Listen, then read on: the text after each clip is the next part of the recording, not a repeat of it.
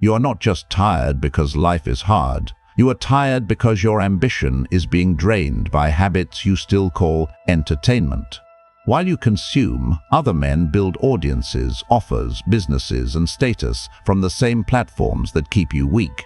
That is the humiliation of the attention economy. The same app that steals your focus is making another man rich. The same feed that numbs your mind is training another man's market sense.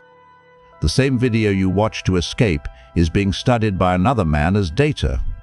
The same platform you use to avoid your life is being used by another man to build his life. Pew Research Center's 2025 report on American adults found that YouTube and Facebook were the only platforms in its survey used by a majority of adults across all age groups, with YouTube used by 84% of American adults and Facebook by 71%. Another Pew survey found that about half of American adults visit Facebook and YouTube daily, and 24% use TikTok daily. This is not a side habit anymore. This is where modern attention lives. And Mr. Beast understood something most men never understand. Jimmy Donaldson did not treat YouTube like a place to escape. After dropping out of college, he and other creators studied the recommendation system, thumbnails, titles, retention, and virality. He later described a 5-year period where he was obsessively studying virality and the YouTube algorithm. The pressure was obscurity. The action was study, testing, and production. The first proof was not fame. It was pattern recognition. The consumer watches the platform. The strategist studies the platform. And psychology confirms the cost of the opposite behavior. Sophie Leroy's research on attention residue found that when people switch from one task to another, part of their attention can remain stuck on the previous task, reducing performance on the next one. That means distraction does not end when you close the app. Part of it follows you into your work. It sits inside your mind like an unpaid debt. So the question is not whether social media is good or bad. That is too childish. The colder question is this: are you using the attention economy, or is the attention economy using you? Because there is a hidden mechanism here. And if you do not see it, you will keep mistaking consumption for rest, motivation for progress, and saving content for building power. If you stay a consumer, you lose more than time. You lose attention. Then you lose focus. Then you lose output. Then you lose proof. Then you lose confidence. Then you lose money. Then you lose respect for yourself. And eventually, you become the man who knows everything about other people's success and nothing about how to build his own. That is the consumer's curse.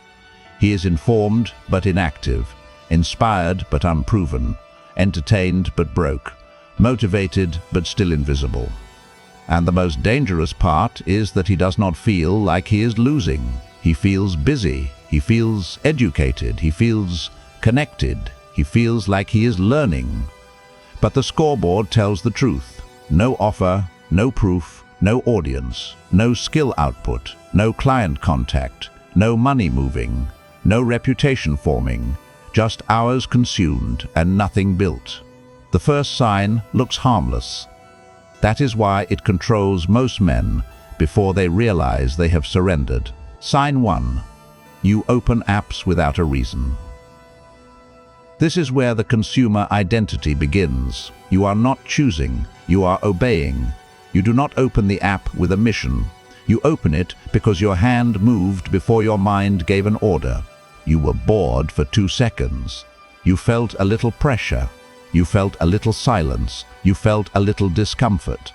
And before your ambition could speak, your thumb had already escaped. That is not entertainment. That is a habit loop. James Clear's habit model describes habits through cue, craving, response, and reward. The cue appears, the craving pulls you, the response follows, and the reward teaches the brain to repeat it. The app icon becomes the cue, boredom becomes the craving. Opening the app becomes the response. A little novelty becomes the reward. Now the loop owns you.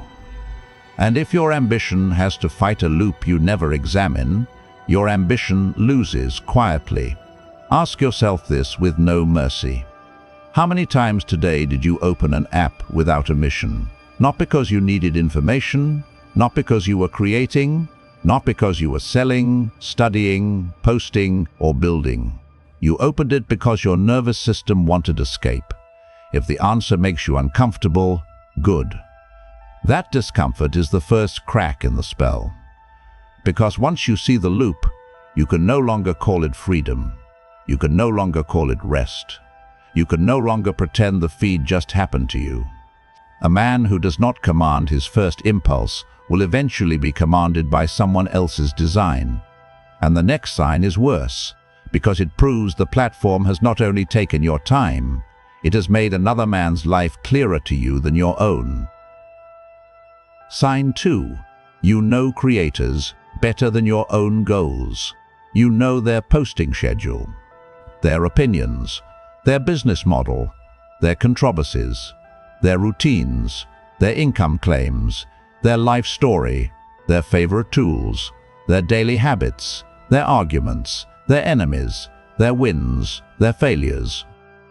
But ask yourself this: what is your 90-day target? What skill are you training?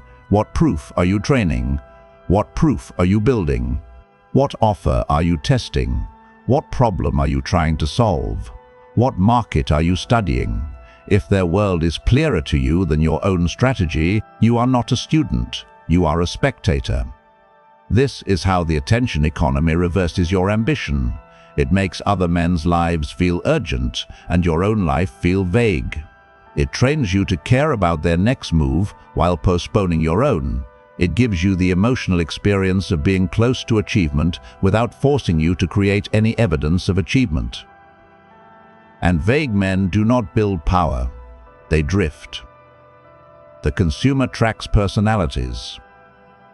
The strategist tracks patterns. If you watch a creator, you must extract something.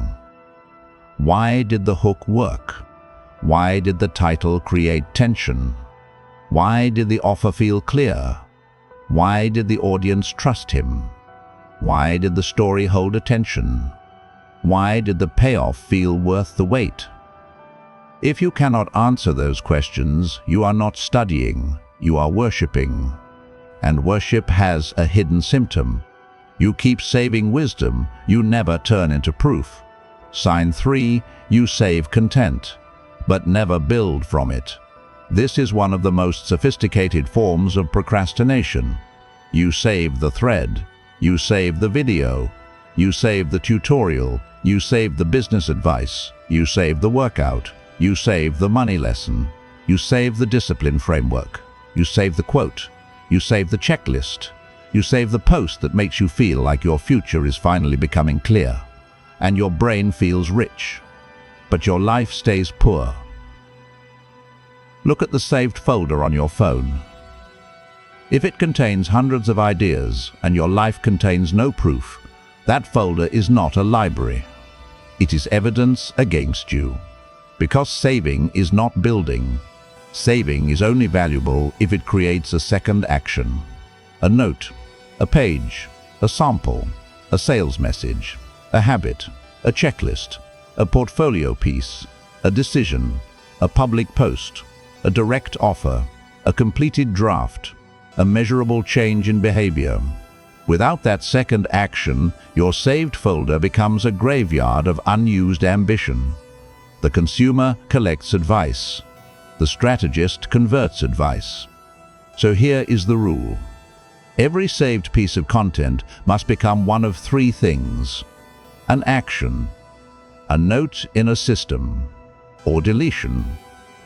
If it does not earn one of those places, it is not an asset, it is clutter.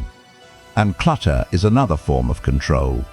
Because the more unused advice you collect, the more your mind believes preparation is progress. You begin to feel advanced because you have consumed advanced information. But the market does not care what you saved. Your body does not care what you saved. Your bank account does not care what you saved. Your future does not care what you intended to use. Power only respects conversion. Attention must become output. Output must become proof. Proof must become leverage. And this is where many ambitious men deceive themselves most deeply. Sign 4. You watch business content without making offers. This is where information becomes costume.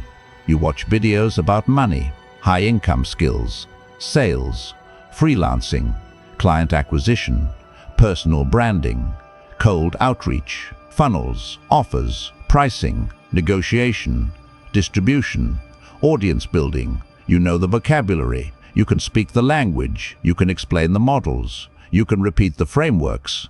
You can criticize other people's strategies. But you have not made an offer to the market.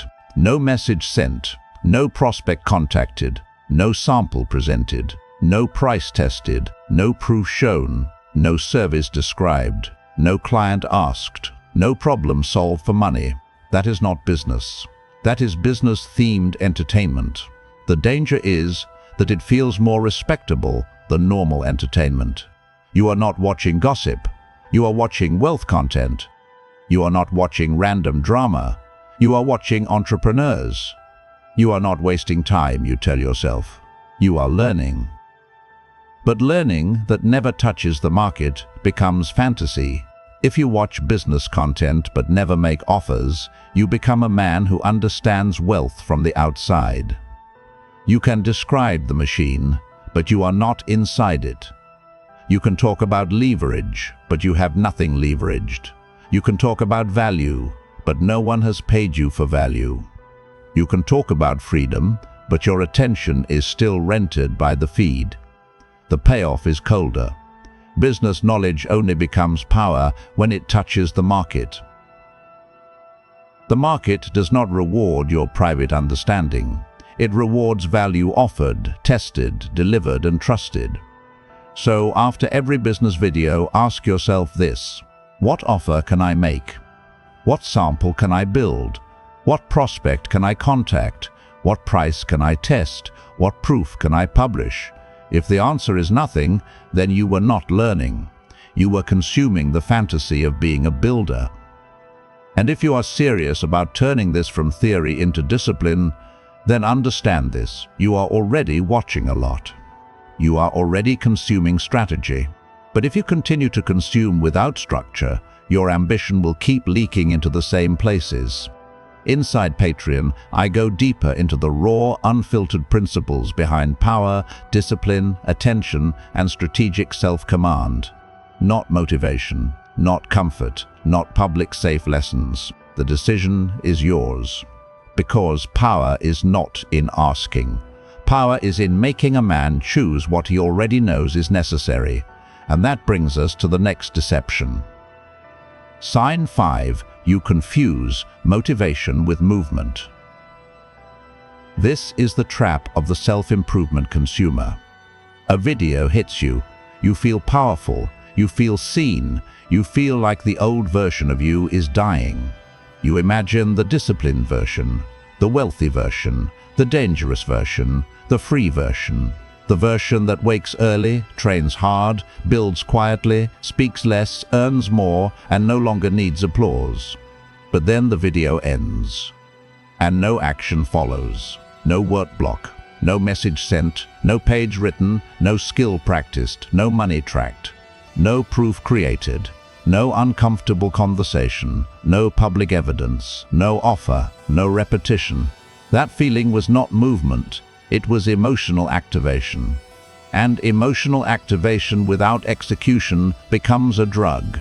You keep returning for the feeling of change while avoiding the discomfort of change. You use powerful words to avoid simple work. You use intensity to avoid consistency. You use identity language to avoid proof. The consumer asks, "How did this make me feel?" The strategist asks, "What did this make me do?" That is the identity shift. Feeling inspired is not proof. Proof is proof. And once you understand this, the next question becomes more dangerous. Because if a video can hold you, move you, pressure you, and make you feel transformed without producing action, then you must ask something most consumers never ask. How exactly did it control your attention? Sign 6. You cannot explain why a video held you. This is one of the deepest signs that you are still inside the spell. You watched for 15 minutes. You could not leave. The video pulled you forward. It opened something in your mind. It attacked a fear. It made a promise. It delayed an answer. It gave you tension, proof, relief, and identity. But when it ends, you cannot explain what happened. You say, "It was interesting." That is not enough. Interesting is the word consumers use when they were controlled but did not understand the mechanism. A strategist dissects the spell. What was the hook? What open loop was created? What tension stayed unresolved? What proof appeared early? What identity was attacked? What fear was activated? What desire was promised? What rhythm kept attention moving? What payoff made the viewer feel rewarded? This is how creators become dangerous. They stop being merely affected by content and start understanding the machinery underneath it. Mr. Beast did not become powerful by casually watching videos. He studied why they worked. He studied titles. He studied thumbnails. He studied retention. He studied the algorithm. He studied what made people click, stay, feel, share, and return. That is the distinction. The consumer is captured. The strategist reverse engineers capture. And this applies far beyond YouTube. The man who understands why attention moves can understand markets. He can understand desire. He can understand trust. He can understand status. He can understand why people follow one man and ignore another. He can understand why some messages disappear and others travel. Attention is not random. It has patterns. And if you're exposed to those patterns every day but never capture them, you are wasting one of the most valuable forms of education available to you. That brings us to the next sign. Sign 7. You have no hook bank, no idea bank, no proof bank. This means you consume patterns but never capture them. You see strong hooks every day. You hear sharp ideas every day. You watch proof, offers, stories, editing patterns, titles, thumbnails, and content structures every day. But you store none of it.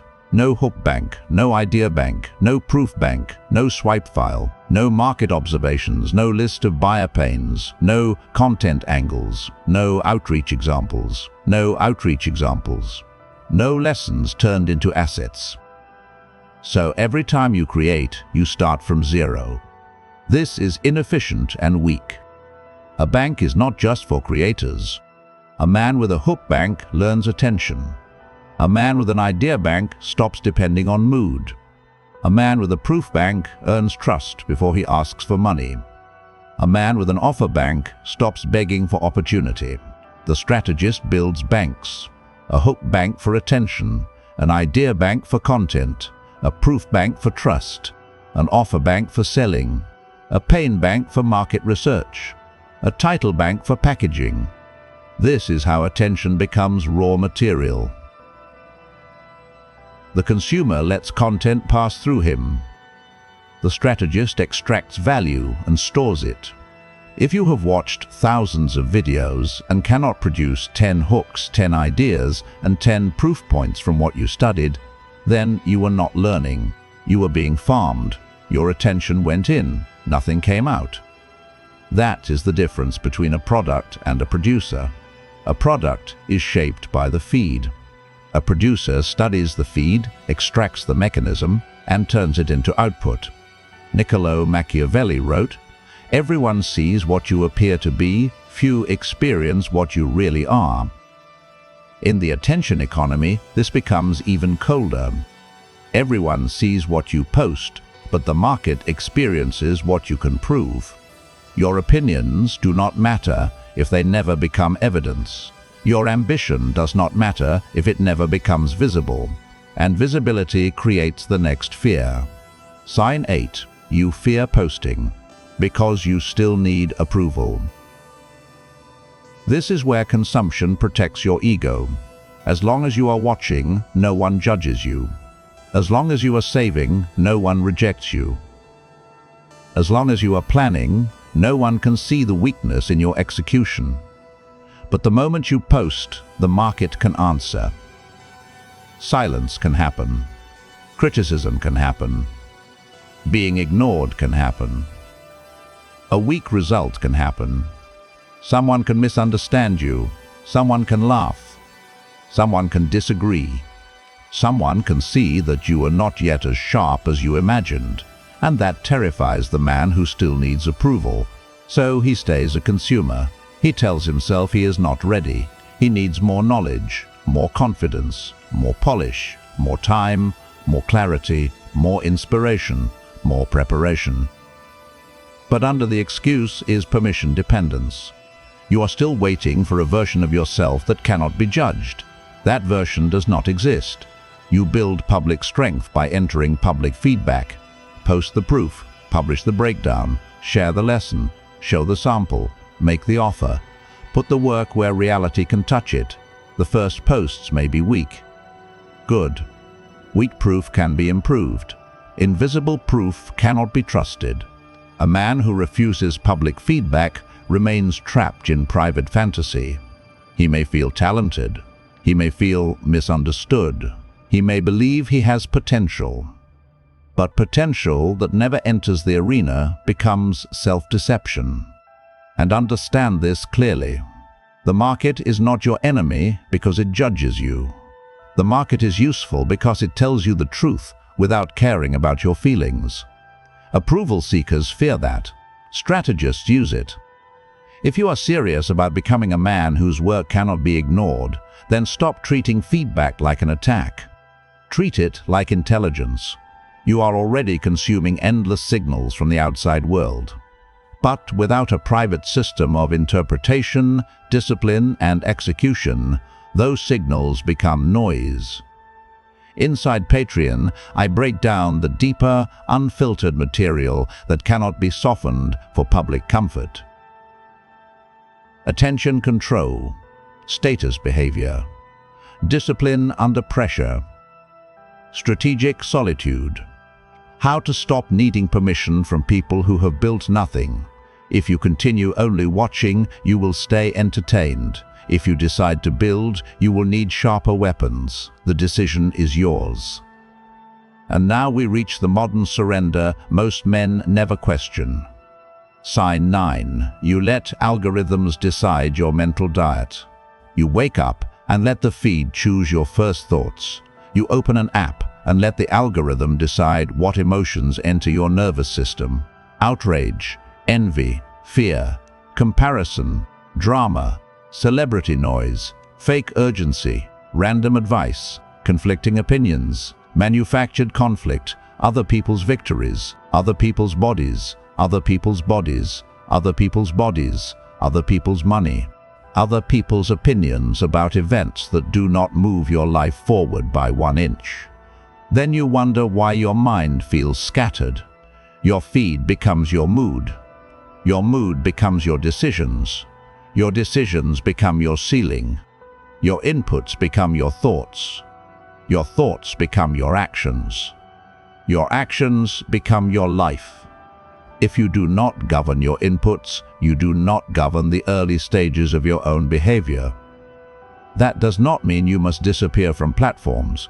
Disappearing is often just another fantasy. A weak man says he will quit everything, then returns when discipline gets hard.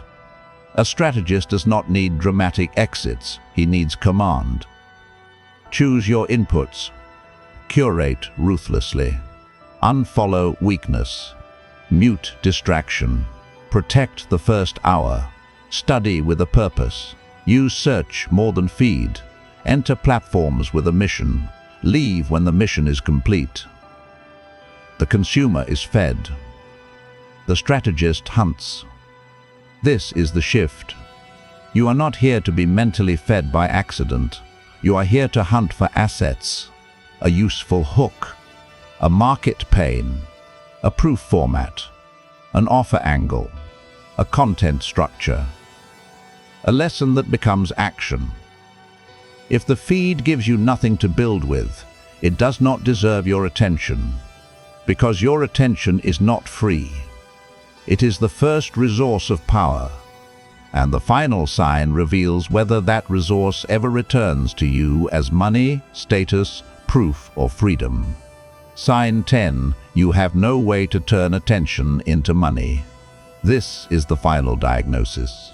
You spend attention every day, but you do not convert it. No offer, no skill, no service, no proof, no distribution, no audience building, no audience building, no audience building, no lead capture, no outreach, no reputation strategy, no product, no sample, no reason for the market to trust you.